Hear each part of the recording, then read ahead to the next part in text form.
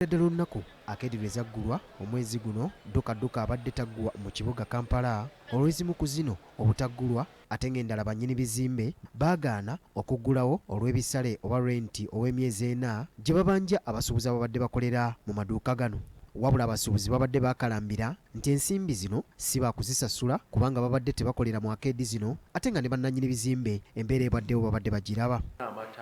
Eyalina ebintu ebyokulya ebiri omwo, eyalina ebintu ne bino byennyini ebirala bikozesebwa mu maduuka ago biriko expiry dates nga bijja kuggwako. So omusuubuzi ng'ali mu losses takoze magoba, tumusuubira kufuna sente za loan ate nga tojja kusuubira musuubuzi agende mu banka yeewole sente oba microfinance oba money lender ezijja okusasula renti. Ebyo minisita tebabifaako.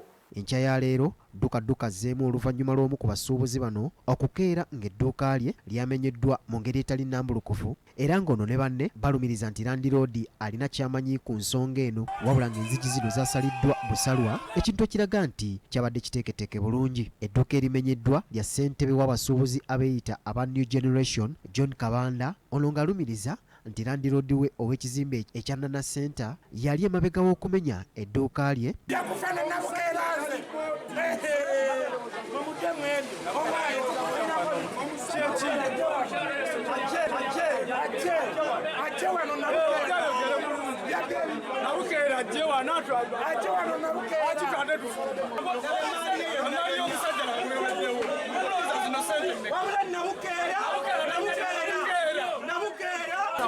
kati bali babba abantu mukola yese naje twasiba fe twasibawo ati mutufiriza tetukolerewa gavumenti y'olwaki tevaayo nga ye yasiba akeedi zonna. Bano bagenze okulaba ng'okusigala munda mu kizimbe oba akeedi tekijja kubamalira kwe kufuluma ebweru ne batandika okukuma omuliro mu makubo nga bwe bayimba ennyimba ezisaba nti baggulwe nga bakutte n'ebipande era wano wabaddewo abakwatiddwa.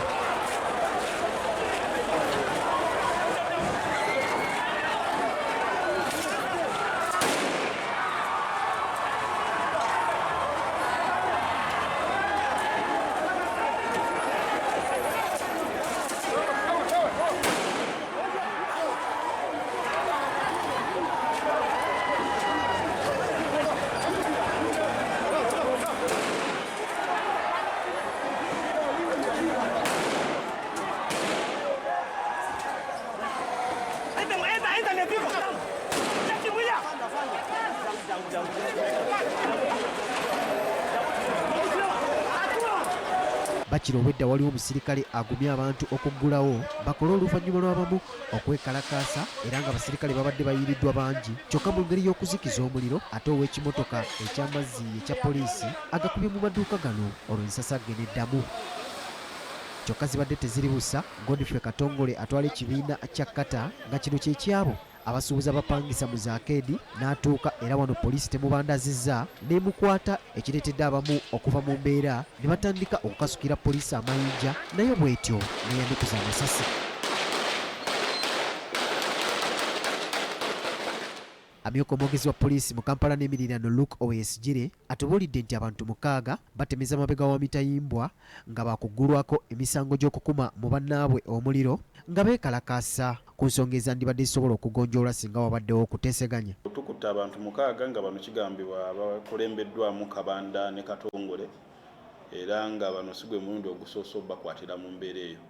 Ekigambibwa nti Kabanda yaggudde olunaku olwajjo omusango ku poliisi kituufu era nga twasobodde okuggulawo fayiro ng'alumiriza landiroodi we okuba nti no yamuggiddemu oluggi n'ekyo tekitegeeza ate kukozesa lyanyi ng'ate wabadde otuwadde obwesigwa nti oguddewo omusango tugunoonyerezeeko n'oleetawo embeera etali ya bulijjo.